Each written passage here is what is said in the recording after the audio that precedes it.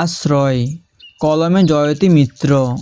Calling bell বাজাতেই Mita এসে দরজা খুলে দেখল তার স্বামী গ্রামের বাড়ি থেকে মাতৃসমা পিসিমাকে নিয়ে এসেছেন চিরদিনের জন্য। পিসিমাকে দেখে প্রণাম করে তার ব্যাগ আর অন্যান্য জিনিসপত্র নিয়ে পিসিমাকে ঘরে নিয়ে গেল মিতা।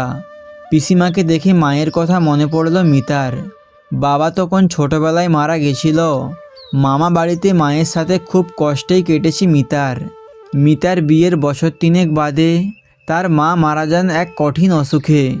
মিতা প্রায় 8 বছর পর পিসিমাকে দেখল। সেই বিয়ের সময় দেখেছিল, তারপর আর গ্রামের বাড়িতে যাওয়া হয়নি। সুমন প্রবাসে চাকরি করত। 8 বছরে একবার এসেছিল পিসিমাকে দেখতে।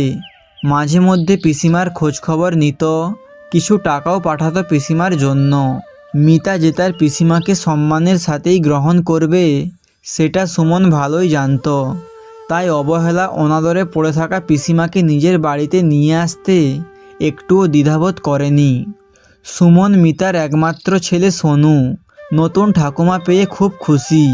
সুমন ছোটবেলায় মাকে হারিয়ে পিসিমার কাছে মানুষ। সুমন সুজন 2 ভাই।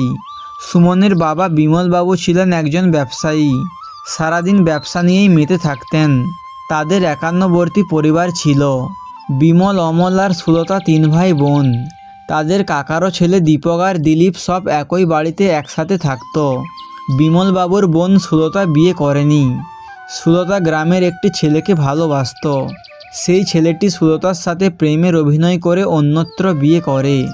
সেই দুঃখে আর কাউকে জীবনসঙ্গী করেনি সুলতা।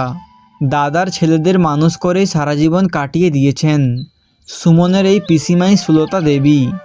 বিমলবাবুর স্ত্রী যখন মারা যান তখন সুমনের 8 আর ভাই দুজনের বয়স 5 বছর। মাতৃহারা 2 ছেলেকে বুকে আগলে মানুষ করে সুলতা দেবী। মায়ের অভাব কোনোদিন বুঝতে পারেনি 2 ভাই। বিমলবাবুও আর বিয়ে করেনি। পরবর্তীকালে পড়াশোনা শেষ করার পর সুমন চাকরি পেয়ে বাইরে চলে যায়। সুজন বাবার ব্যবসা দেখাশোনা করে। মাঝে মধ্যে ছুটি পেলে গ্রামের বাড়িতে আসতো সুমন। ইতিমধ্যে বিমলবাবুর মৃত্যুর পর বার কয়েক গ্রামের বাড়িতে গিয়েছিল সুমন। সেদিন হঠাৎ সুমনকে ফোন করে ওর খুড়তো ভাই বলে পিসিমা সুজনের কাছে খুব কষ্টে আছে। সুজনের বউ পিসিমাকে সারাদিন সংসারের যাবতীয় কাজ করায়, ঠিকমতো খেতেও দেয় না। আর সুমনের কাকিমার সাথে পিসির সম্পর্ক ভালো ছিল না, তাই তারাও সেইভাবে পিসিমাকে দেখতো না। খুড়তো ভাই ছোটন মাঝে মধ্যে খাবার কিনে দিত পিসিমাকে। যেহেতু বড়দা ছেলেদের মানুষ করেছে তাই ছোটদা অমলও বেশি পাত্তা দিত না সুলতা দেবীকে। অমলবাবুর বউ বলতো, তোমার আদরের ভাইপো সুমনের কাছে গিয়ে থাকো, সুজন তোমায় দেখবে না। মুখে কিছু বলতো না সুমনের পিসিমা। আসলে সুমনের মা ছিল না বলে ওদের 2 ভাইয়ের প্রতি টান একটু বেশি ছিল।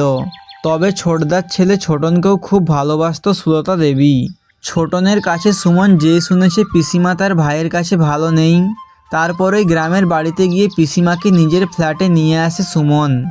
আসার সময় খুব কেঁদেছিল পিসিমা। গ্রামের ভিটেমাটি ছেড়ে আসতে খুব কষ্ট হয়েছিল ওনার।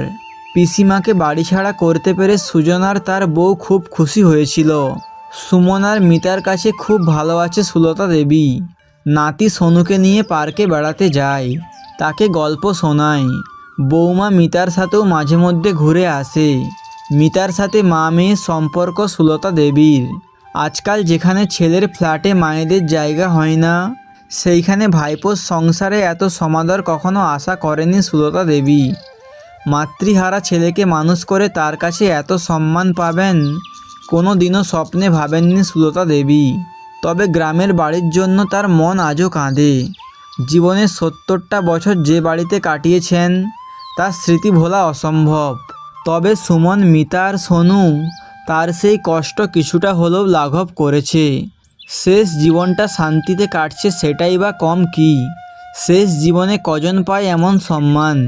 এই তো কিছুদিন হলো পিসিমাকে পুরী ঘুরিয়ে নিয়ে এলো সুমন। এত নিশ্চিন্ত আশ্রয় পাওয়া যে ভাগ্যের ব্যাপার। সুমন, মিতা, সোনুকে নিয়ে সুলতা দেবীর এখন ভরা সংসার।